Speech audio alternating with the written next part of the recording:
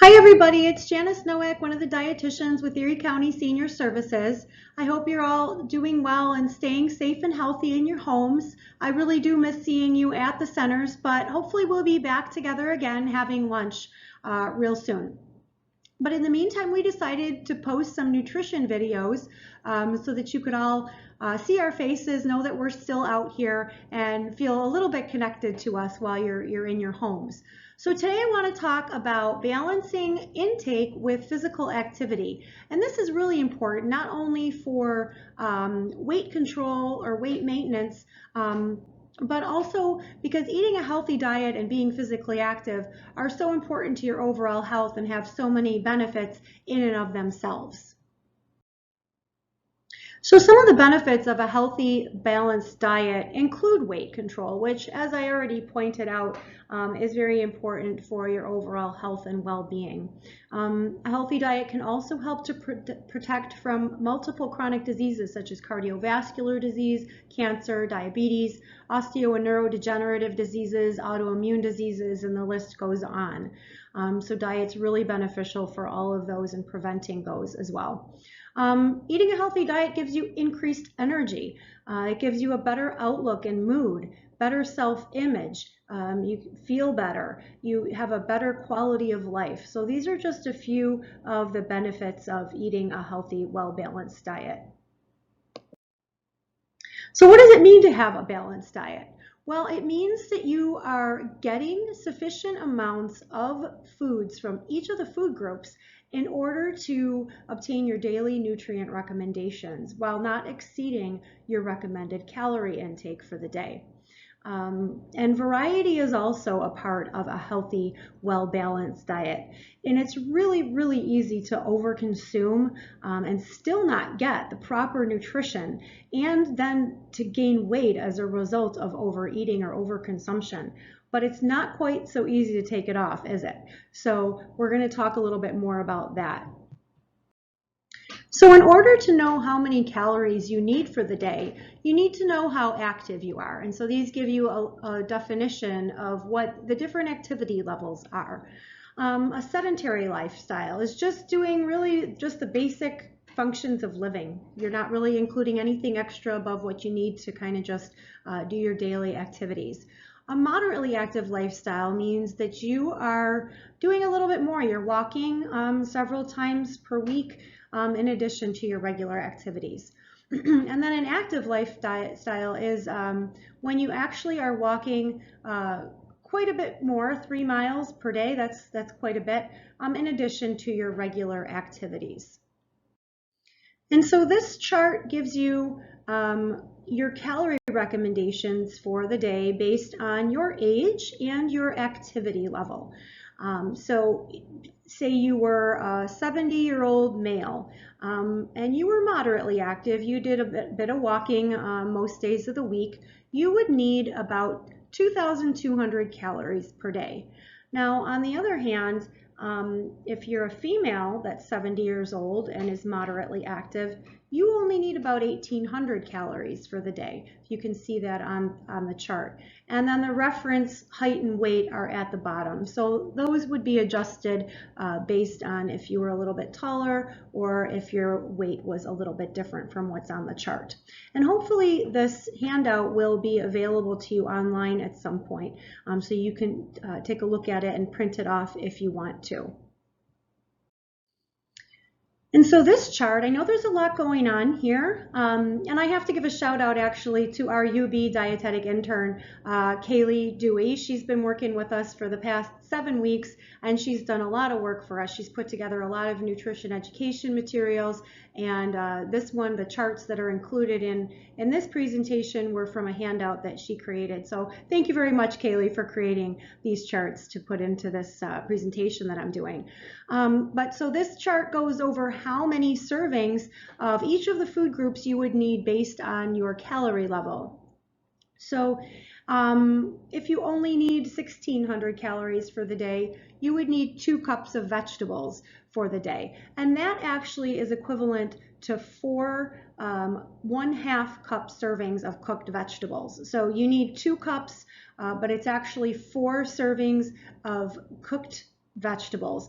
Now, if you're eating raw vegetables, it's actually, you'd actually have to have 4 cups because 1 cup of raw vegetables is equal to 1/2 cup cooked vegetables. So you'd have to increase it a little bit if you were especially eating those leafy greens, which kind of take up a little bit more space.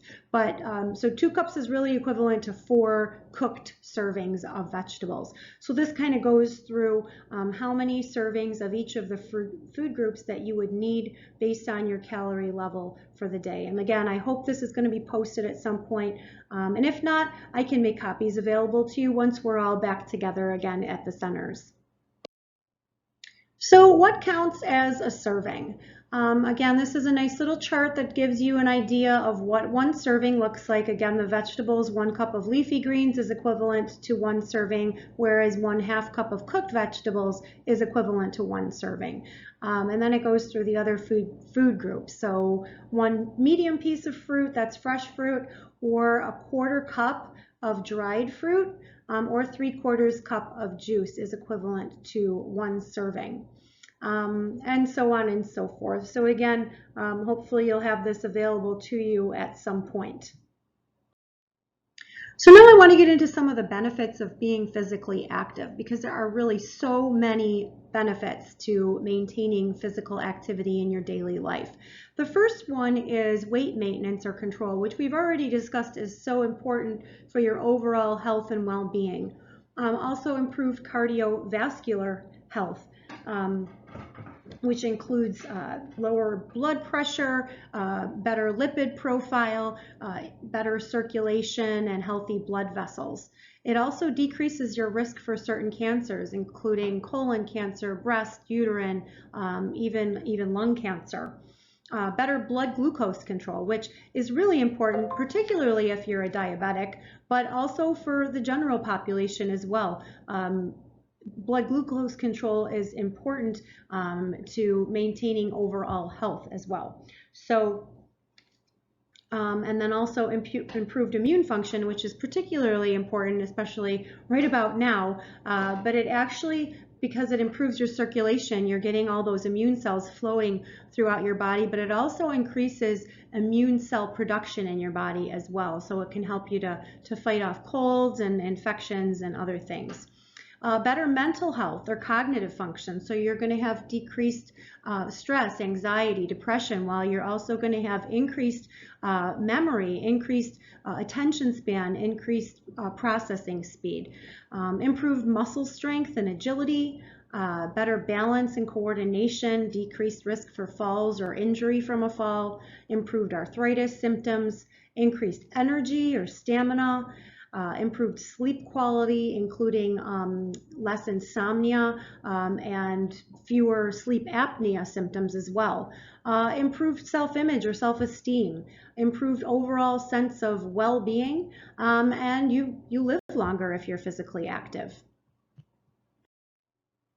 So how much physical activity do you need each day or each week? So there's really 3 types of physical activity that you should be getting every week. The first is cardio or aerobic activity, and they recommend about 150 minutes of moderate physical activity per week, which averages out to about 30 minutes on 5 days of the week. Or you could do more vigorous physical activity, and you would only need 75 minutes of that per week. So moderate physical activity is where your heart rate is somewhat increased, but you can still carry on a conversation. And that would include things like dancing, water aerobics, brisk walking, gardening, doubles tennis, maybe moderate pace bicycle riding. More vigorous physical activity. Boy, I'm having a difficulty with that word today. More vigorous physical activity would include things like hiking or running, swimming, faster cycling, aerobic dancing, maybe some heavy yard work like hoeing or digging, singles tennis or jumping rope. And that's where your heart rate is increased even more, but you're still able to carry on a conversation, just maybe shorter sentences. So your heart rate and your breathing is a little bit increased with the vigorous physical activity. Now there's also strength training, and strength training is really important. then you don't want to avoid this or miss getting strength training in at least twice per week, working all of the major muscle groups of the body. And your major muscle groups include your chest, your back, your arms and shoulders, your abdominals, and your legs and buttocks. And we have all different muscles within those 5 main groups and try to work all of them. But those are the 5 main groups that you should be focusing on. So you want to get one set of 12 to 15 repetitions of these activities in twice a week. And again, utilizing all of the major muscle groups. But you do want to take a day off in between to allow your muscles to rebuild, repair themselves. And so what you can do for strength training, you could use weights, you could use resistance bands, or you could do something called body weight training, which is using your own body weight as resistance. And that includes things like sit-ups, push-ups, pull-ups, squats, lunges, step-ups. You can also include any rehab or physical therapy exercises that you've been given that involves your own body weight as well. Yoga is a great example of using your own body weight as resistance or body weight training. Tai Chi as well, or even carrying your groceries or gardening supplies would count as strength training as well. And again, strength training is very important because it helps you to maintain those basic functions. It helps you to maintain the ability to do those basic functions in your everyday life, like walking, climbing stairs, rising from a chair, and carrying your groceries. So really important. It also improves your bone health, which decreases your risk for fractures. It increases or builds up your lean muscle tissue, which burns more calories. So again, it helps with weight maintenance. So again, the 12 to 15 reps should tire your muscle. If you're not feeling anything with the 12 to 15 reps, you're going to want to either increase the weight or the resistance or do another set of 12 to 15 repetitions. And then finally, we have flexibility. And you should be doing some flexibility exercises at least 2 days a week for 10 consecutive minutes at a time. And so the next several slides just go through some different activities and how many calories these activity burns based on your body weight. So like the water aerobics for somebody who weighs 155 pounds, if you were to do water aerobics for half an hour, you would burn about 149 calories. Again, some other activities that you might be doing for physical activity, walking, again, 155-pound person. If you're walking at 3.5 miles per hour, you'd burn, again, 149 calories for a half an hour walk at that speed. If you wanted to burn a few more calories, you could burn almost 300 calories, which is almost double that, or it is double that, just by riding your bike for half an hour at about 12 to 14 miles per hour. So this just gives you a little bit of idea. The more intense the activity, obviously, the more you're gonna burn in a shorter period of time. Again, some more activities. These are outdoor activities like gardening. Gardening actually helps you to exercise and burn calories. So if you're a gardener, keep it up because it is physical activity and it helps you to burn off those extra calories. And finally, just some basic daily life activities. So you actually burn calories while you sleep. Not many, but you do. Watching TV doesn't burn money more than just sleeping. Actually, it burns fewer than if you were reading. So you're using your brain muscle when you're reading. So you're burning a few more calories there. So just some basic functions that we have to do every day. You're actually burning some calories while doing it. So that's good news. So this is a chart to record your physical activity for the week. Sometimes recording your activity and or your food intake can actually be enlightening. So sometimes we think we're more physically active than we actually are, or that we're eating more vegetables than we actually are, or sometimes we think we're eating less than we really are. So it's really enlightening to actually record how much we're doing and what we're eating. It can also kind of get you on the right track as well. So writing it down can kind of say, okay, this is what I'm actually doing. And it can motivate you. So writing it down can say, hey, I really need to meet my goal for the week, so I'm really going to make sure that I get my physical activity in the number of days that you want to get it in. And remember, you can always get physical activity into your daily life, trying to be more active in your everyday activities. So maybe just parking farther away, taking an extra lap around the grocery store when it's actually safe to do that. Taking the stairs instead of the elevator or the escalator. And then try being active with your family and friends. Maybe going for a walk together, or a bike ride, or signing up to do an exercise class or a dance class together. So you can get physical activity in and make it fun at the same time. So then you want to ask yourself the questions that are at the bottom. Did I meet my goal this week? What can I do to improve or slowly increase my activity each time? And you don't want to start out by running marathons. You want to start out where you're at and slowly. So just start where you are.